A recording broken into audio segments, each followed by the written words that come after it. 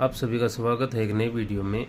आज हम इस वीडियो में बात करेंगे कि कोई भी मेडिसिन है, एक टैबलेट फॉर्म में है, एक सिरप फॉर्म में है, तो उनका रिज़ल्ट सेम रहता है या अलग अलग रहता है। तो उदाहरण के लिए हम एक दवाई लेंगे, हिमालय की लीवर के लिए एक Li52 टैबलेट भी आती है और एक सिरप भी आती है।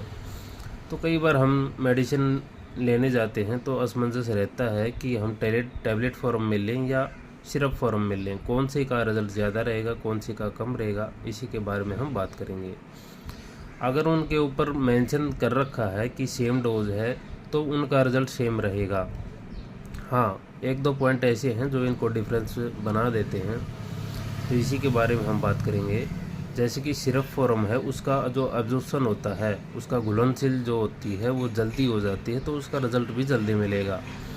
अगर कोई टैबलेट है तो उसका एब्जॉर्प्शन जो होता है वो लंबे टाइम तक रहता है और उसका रिज़ल्ट भी लंबे टाइम तक रहेगा। तो टैबलेट जो होती है उसको असर करने में थोड़ा टाइम लगता है, बाकी लंबे टाइम तक उसका असर रहता है।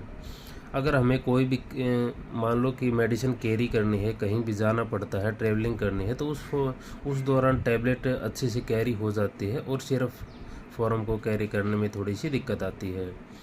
अगर कोई बूढ़ा है, बच्चा है, उसको टैबलेट लेने में दिक्कत हो रही है तो उस केस में भी हमें सिरप का सहारा लेना पड़ता है। और कई बार ऐसा भी होता है कि किसी को शुगर है तो एक जो लिक्विड फॉर्म में मेडिसिन होती है उसमें शुगर की मात्रा होना ज़्यादा चांस रहते हैं, तो शुगर वाले पेशेंट को हमेशा टैबलेट का सहारा लेना पड़ता है, क्योंकि टैबलेट फॉर्म में जो मेडिसिन होगी उसमें शुगर का जो ये इसमें कंपोजिशन होता है वो बहुत कम मात्रा में मिलता है या फिर मिलता ही नहीं है। जो सिरप फॉर्म है उसमें ज़्यादा देखने को मिलता है। तो ये कुछ डिफरेंस है जो टैबलेट फॉर्म और सिरप फॉर्म के जो डिफरेंस है तुम आपको ये बता दिए हैं। हाँ, हालांकि अगर आपको लेनी है, आपको कोई भी दवाई मान लो कि टैबलेट और सिरप फॉर्म में, तो इनका रिज़ल्ट सेम रहता है। हालांकि ये जो ऑब्जर्वेशन के आधार पे किसी का जल्दी मिल सकता है, किसी का लेट मिल सकता है, इतना ही खास डिफरेंस रहता है। तो ये वीडियो आपको कैसे लगी?